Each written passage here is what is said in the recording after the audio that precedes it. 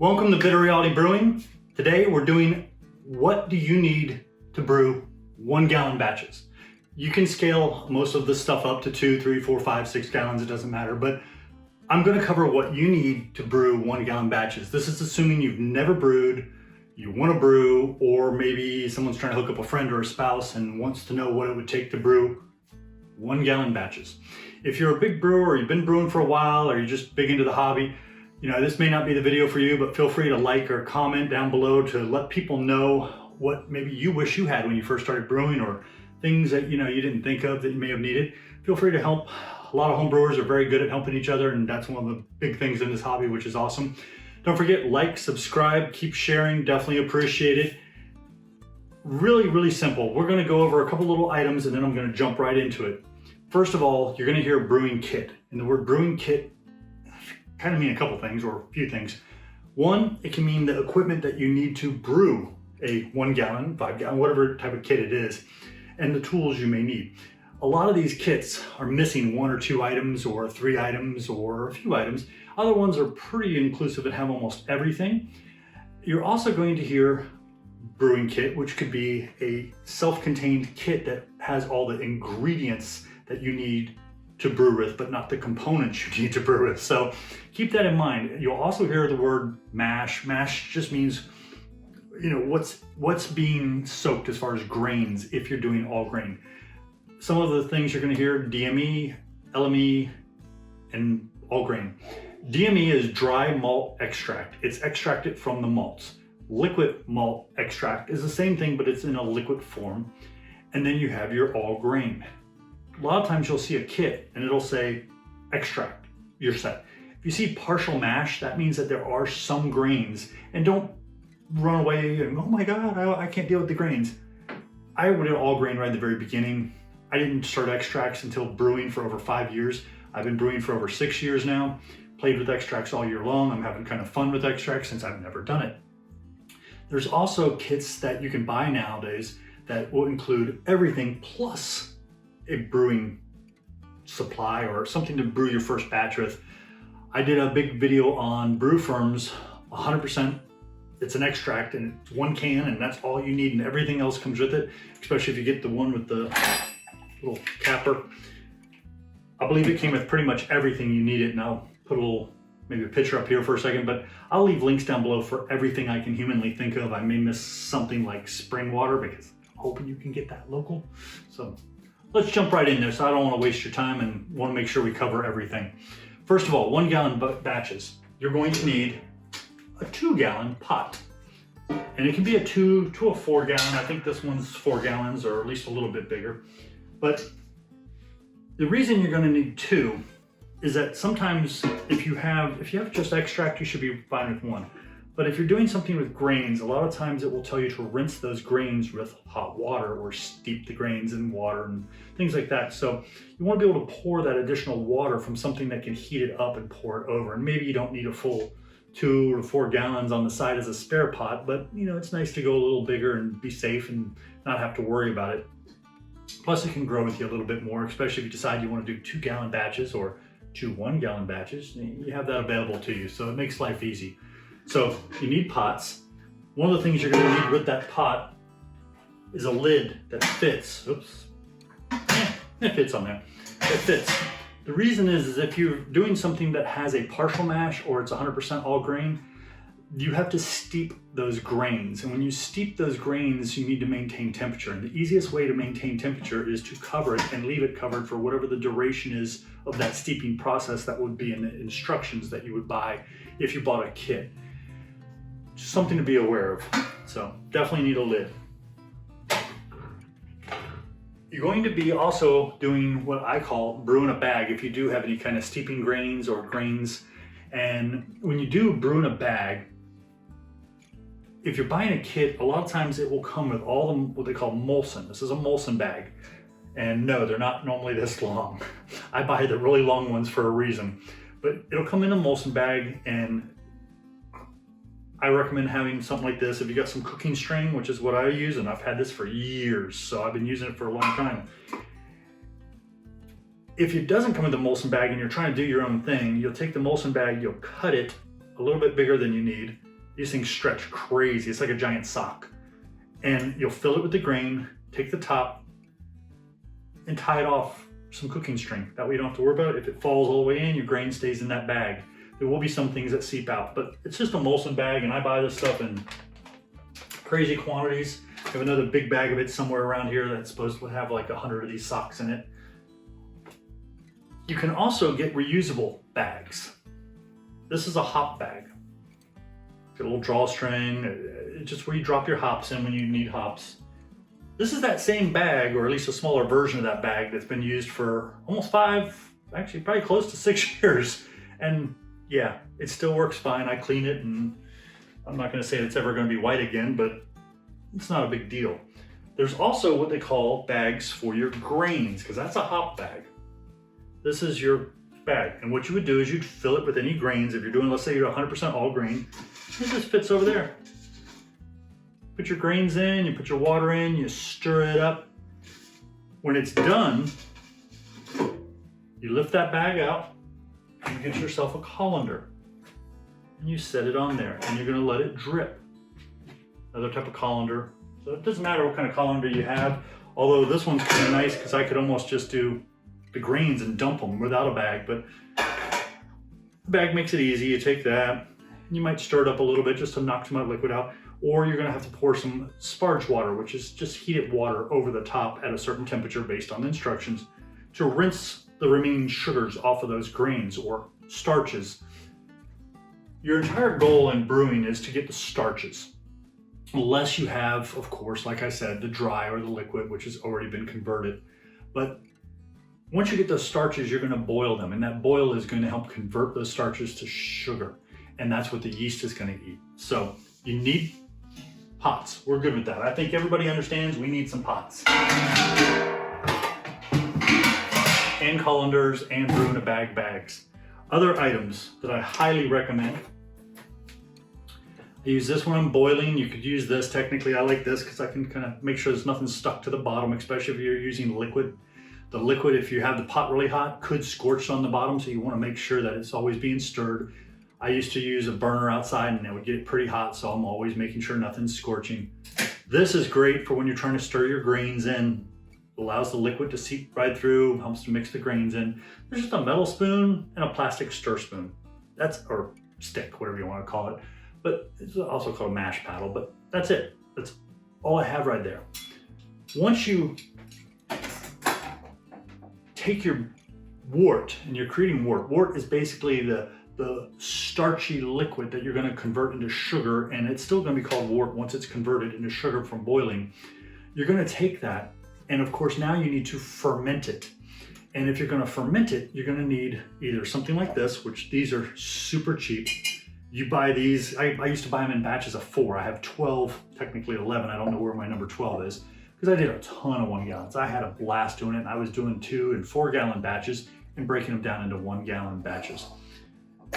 You get what they call a bung hole.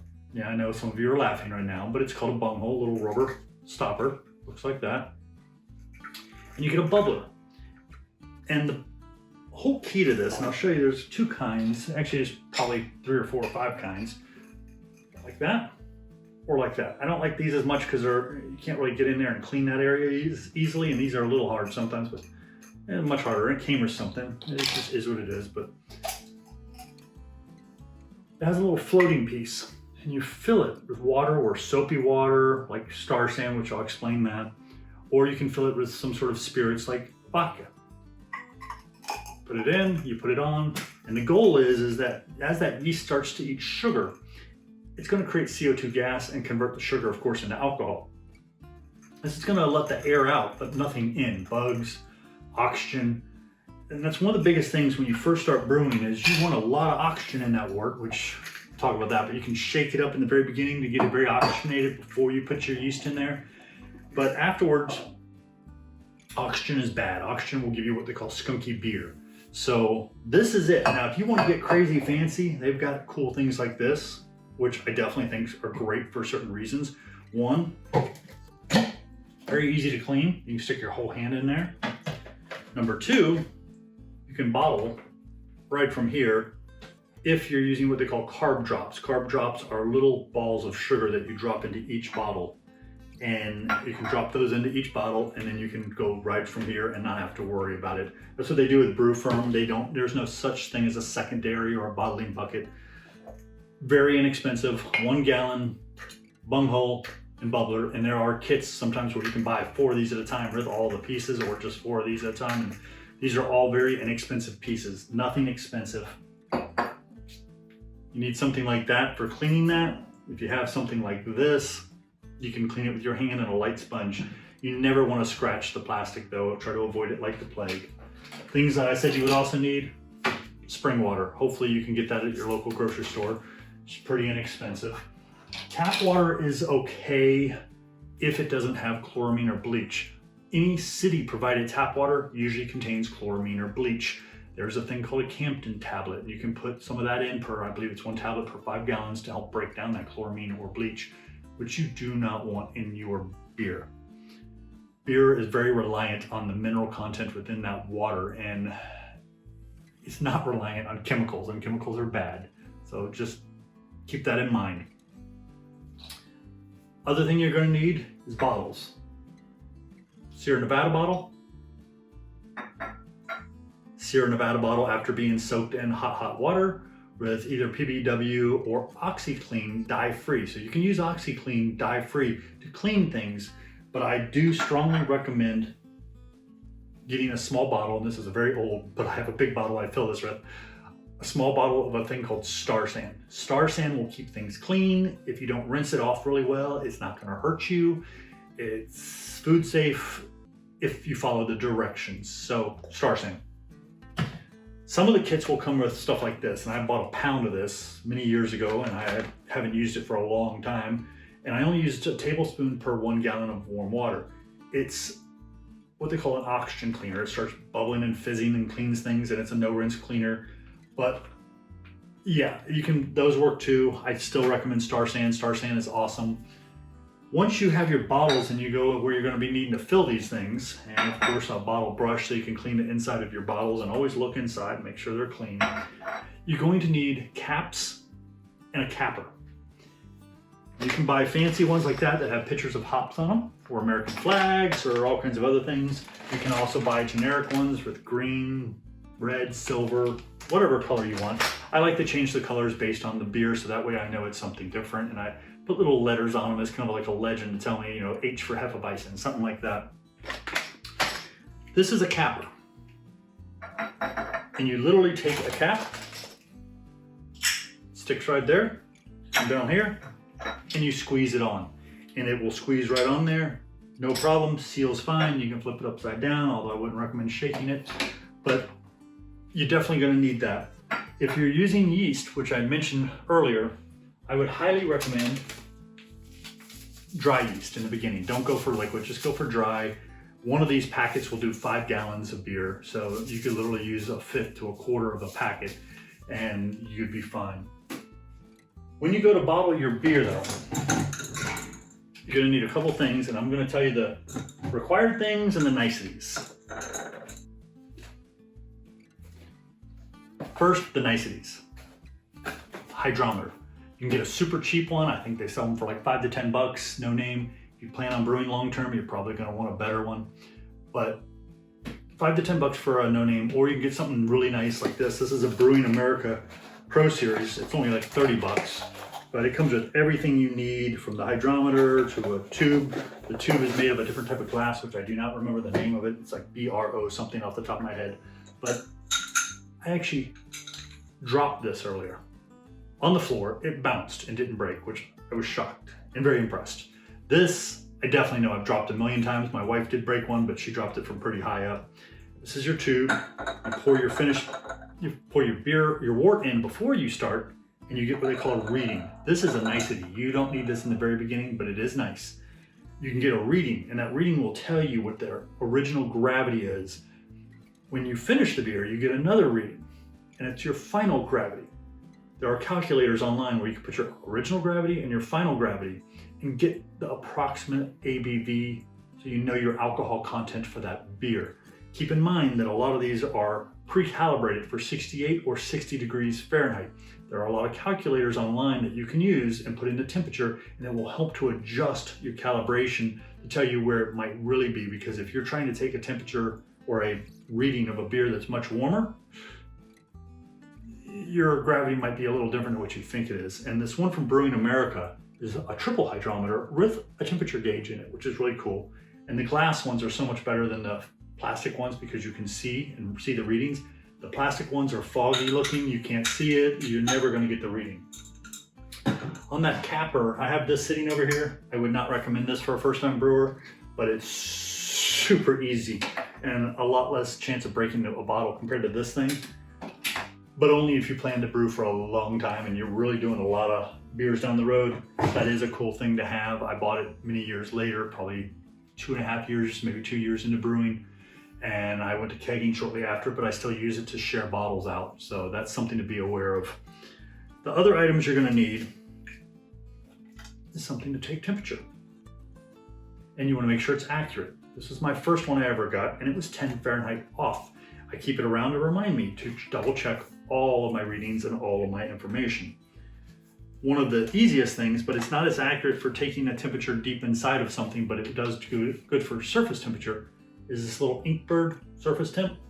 And I have another older one I have that I've had for a long time, but I recently bought the Inkbird version just so I have it available. Other items that I'm not gonna say are recommended or needed, but are niceties. One, I'm gonna joke with you a little bit here, but it's true. Marbles. You have some marbles and you decide you wanna go a little crazy on your first or second or third brew and you wanna do a hoppy IPA or something like that, and it's a 1 gallon, you're going to have to shove a tube, which is one of these hop socks with hops in here, and it's gonna float to the top. You drop a few sanitized marbles in there from your Star Sand wash, and it'll sink to the bottom. So it's a little trick there that I've mentioned in my top 10s. Other items you don't have to have, and I did not use until much later, is Yeast Nutrient. Tiny bit will help get that yeast going even better. On a 1 gallon, I really wouldn't worry about it. Or when you're doing your boil, at the very end of the boil, last 5 minutes or so, is for a 1 gallon, you're gonna need literally less than 1/8 of a tablet. But it's called a Whirlflock tablet, and it helps to break out some of the proteins and other undesirables and pulls them out of suspension to help them fall out so that you end up with a clearer beer, or at least a beer that has less particulates floating around in it. One of the last items you're gonna need is when you do that bottling, you're gonna need one of two things. You're either gonna need something like this, where you don't need a secondary and you can go straight in. I believe I have things like that you can set over the edge of a counter and you can fill it. And this is spring loaded, so what happens is when you take the bottle and you push it up, it fills. And then when you lift it up, it's going to displace just enough beer to give you 2 fingers worth of head space, and you put your cap on and you go from there. One thing to be aware of is making sure that your bottles are as clean as possible and hopefully been rinsed just before you used them with some sort of Star Sand or a rinse-free cleaner. Your caps, even if they come in a bag and it looks all nice and clean, you're going to want to rinse them too with something that's a cleaner just to make sure that they're all clean. This is called an auto siphon. It's really a manual siphon, but it's a siphon. And this is very old. This was the one I used for my 1 gallons, or at least one of the 2, because I think I broke one time. And you put this, you put this in the bottles, or you can use it without this bottle capper and just move the liquid. But you go like this, and it does create a little bit of turbulence, which it does put a little air into the beer, which is bad, but hopefully it's only the first bottle or 2. And you're gonna siphon, and it will stop. You're probably gonna need 2 people. It's really hard with one. Somebody's gonna hold it while the other person fills the bottle, pulls it out, fills the next bottle, pulls it out, fills the next bottle, and so on until all the bottles are full. And hopefully if you have a helper, then you can cap it as you're going. But that's really it. I mean, I know I went over a lot of things. I know I went over a few niceties, but I'll list everything down below that you need. I'll try to list a few what they call kits, an extract, 100% extract like the Brew From Kit. And then I'll list ones that you can do all grain. You can do whatever you want with them. And that's how I got my feet wet over 6 years ago. Was I jumped in doing all grain 1 gallon batches, and I migrated to 2, 4, breaking them down into 1 gallons, did a couple 2 and 3 gallons, and then I went all the way to 6, and then I went back down to 5, and I do 5s now, and it's all good. I strongly recommend your first 1 gallon kit, if not your first 5 1 gallon kits, that you buy a kit, something that's already got the malt extracts or the malts or whatever you may need, including your hops in there. If you're like me and you really want to do 1 gallons, but you want to do your own, you have 2 good options. First, get Beersmith or Brewfather. Those are 2 apps. I use Beersmith forever. I'm kind of making a migration over to Brewfather right now. You can either do one of 2 things. You can either look around, see what everybody else's recipes are, create your own, go to your local homebrew shop, buy exactly the amount of ingredients you need for your brew, or you can design it from ground up using Brewsmith or Beerfather. The one trick you can do though is you can always steal someone else's recipe, and I say steal loosely because they're giving them out. A lot of people will share the recipe very freely with you, and it may be for a 5, 10, 20, 30 gallon batch. And Brewfather and Beersmith both have the ability to scale that recipe down to fit your needs. So you can take any size recipe, scale it down to 1 gallon. The malts usually scale pretty correctly. The hops, it's a little different. Can't remember if it's diminishing returns or increase. I think it's diminishing, but as you go up, not down. So something to be aware of. But you can get an app. Those apps are very inexpensive. I want to say Brewfather's like $20 a year. Beersmith, you can pay different subscriptions, or if you're getting there's a magazine out there you can subscribe to, and it's included actually, which is pretty cool. Thank you again for joining us here at Bitter Reality Brewing. If you have any questions, whatever, feel free to ask down below. Don't forget, like, subscribe, keep sharing. If you have suggestions for people who are new to brewing and you've been brewing for a while, definitely put them in the comments too. Definitely appreciate it. Thank you again for joining us here at Bitter Reality Brewing.